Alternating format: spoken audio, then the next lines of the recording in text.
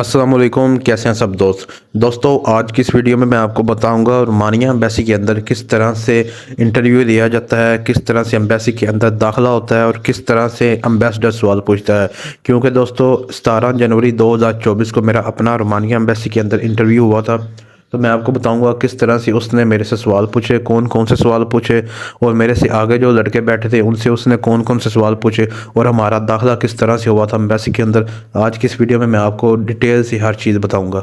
अच्छा दोस्तों, मेरी अपॉइंटमेंट की डेट थी 17 जनवरी 2024 और टाइम था 12 बजे, लेकिन मेरी बारी आई थी 1 बजे। 1 बजे के भी बाद बारी आई थी। हम सुबह के पार्क के अंदर ही बैठे रहे थे।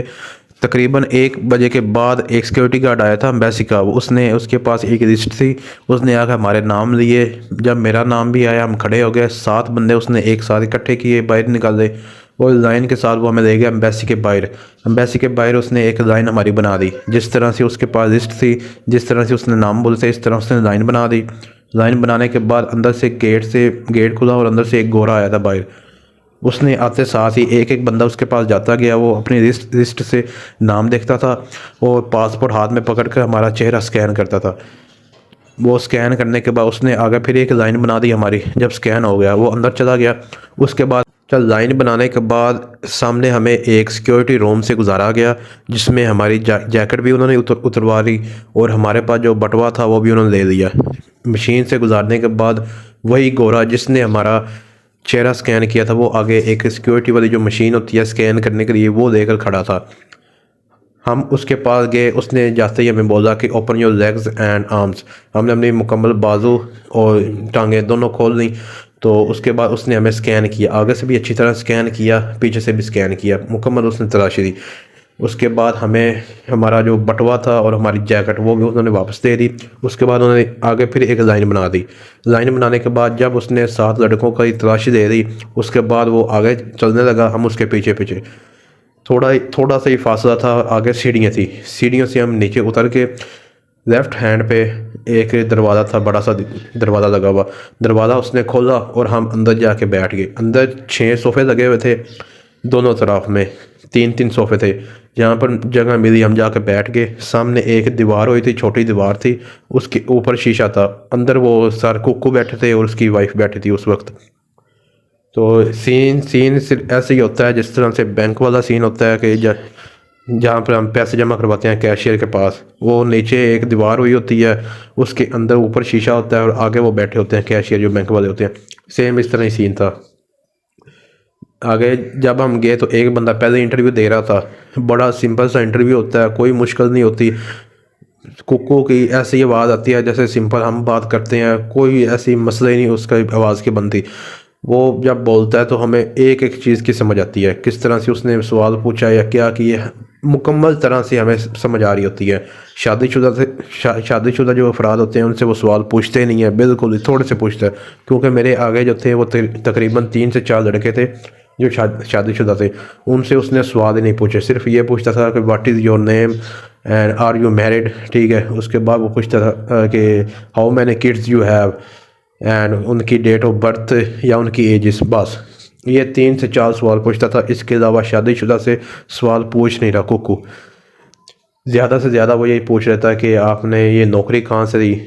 भागने वाला सवाल वो पूछते नहीं है, पजल करता है। वो जो अनमैरिड बंदा है उसे बहुत ज़्यादा पजल करता है, लेकिन पजल इतना भी नहीं करता है वैसे, खड़ा करके चला जाता है। ये उसकी बड़ी आदत है कि बंदे के सवाल पूछा है, 1-2 सवाल पूछता है, पूछ के वो अंदर चला जाता है। वो सिर्फ रिएक्शन चेक करता है कि बंदा कर क्या रहा है उस वक्त। क्योंकि अंदर ना हमारा सीनियर कह रहा था कि अंदर उन्होंने कैमरा लगाया था, स्क्रीन, वो हमें देख रहे होते हैं कि हमारे जाने के बाद बंदा पीछे से क्या करता है।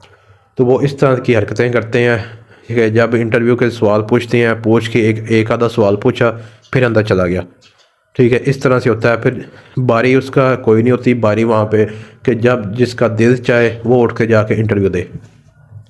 तो जब मैं मुकम्मल तौर पर सेटिस्फाई हो गया कि अब मैं इंटरव्यू दे सकता हूँ, तो मैं उठ के चला गया सर के पास। तो जाते ही मैंने बोला कि good evening sir, how are you. तो आगे से कहता है आई एम गुड। आगे फिर मैंने उसे फ़ाइल दी, फ़ाइल पकड़ के उसने रख दी, अपना काम करने लग गया। मेरे से उसने सवाल ही नहीं पूछा, अपना काम करता रहा। थोड़ी देर बाद वो उठा, वहाँ से चला गया।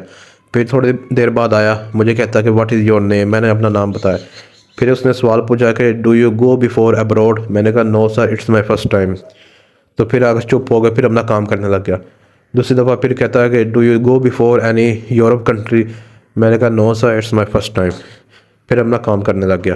اس کے بعد پھر چلا گیا اندر، کافی دیر اس نے مجھے کھڑا کیا رکھا، پھر آیا، پھر اس نے میرے سے سوال پوچھنے شروع کیے۔ پھر اس نے کہتا ہے کہ آر یو میرڈ، میں نے کہا no sir I M in married. پھر اس نے پوچھا کہ واٹ از یور ایج، میں نے کہا سر 22 ایئر اولڈ۔ تو کہتا ہے کہ are you looking so young, so what is your plan to illegal move, تو میں نے آگے سے اس کا جواب دیا no sir I am educated and mature person and I know illegal immigration is a crime. تو آگے سے کہتا ہے کہ واٹ از یور ایجوکیشن، میں نے بولا سر 10th اسٹینڈرڈ پاس۔ تو آگے سے اس نے سوال کیا کہ اپنی فیملی کے بارے میں بتاؤ، میں نے فیملی کے بارے میں بتایا اپنا۔